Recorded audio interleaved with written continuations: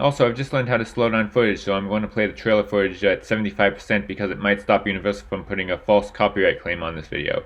I might also do it for Doctor Strange depending on how it looks. It didn't work.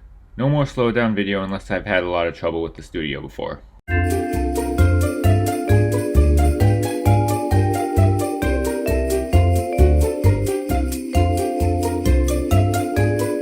Russian Doll is a comedy drama series on Netflix that had recently put out its second season. It was created by Leslie Headland, Natasha Lyonne, who also stars in it, and Amy Poehler.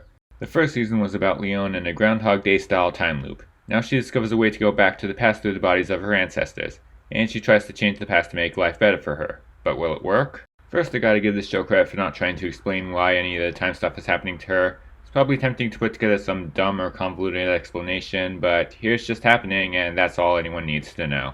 The rest of the show is an interesting look at life through a sci-fi lens. The first season transcended its familiar concept to go into some deep themes, and this one is pretty consistent with that. It expands its scope by going into other time periods and showing the surreal impact of characters tampering with the space-time continuum. Leon is a very interesting lead. The former Orange is the New Black star brings a lot of that character to this show. She is a hardened, unmistakably born and raised New Yorker who still comes across as a likable human being, and this season wisely goes deeper into her trauma. In conclusion, this is a good continuation of a show that I didn't even think needed to be continued. After season 1, it felt like there wasn't anywhere else to go from here. Well, they found somewhere else. And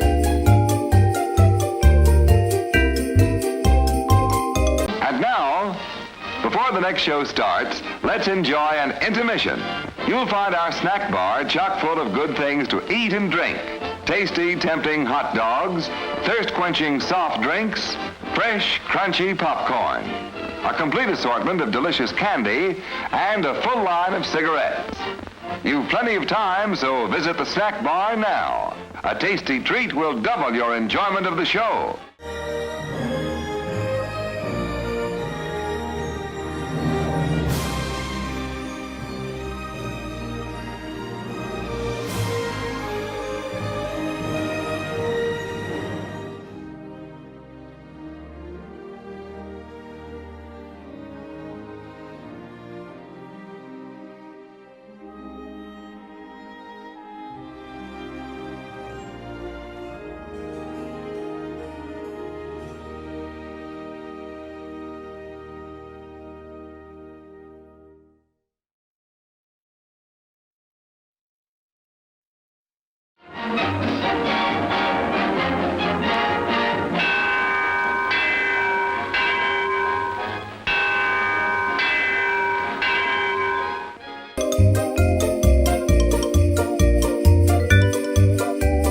Operation Mincemeat.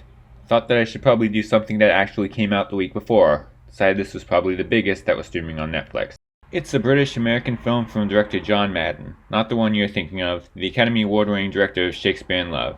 He's directing fellow Academy Award winner Colin Firth in a World War II drama based on a true story.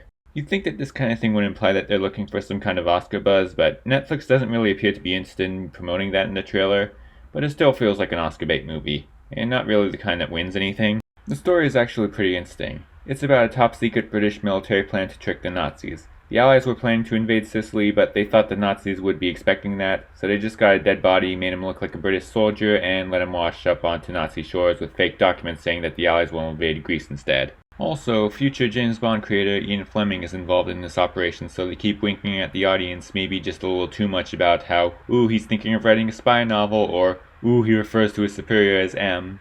But anyway, on to my thoughts. Yes, it's well made, the acting is pretty much what you'd expect from something like this, and of course the story is very interesting when it's actually moving forward. But therein lies the problem. The plot does drag a little. It's over 2 hours long and it could probably be maybe half an hour shorter. In its downtime it's full of people talking in boardrooms and a romance subplot, which is okay but not as interesting as the main plot. And because of all this, it's just not as tense as it should be. After watching it, I was unsure if I liked it or not. I was interested in some parts but bored in others. I think overall I've decided that it's a disappointing misfire.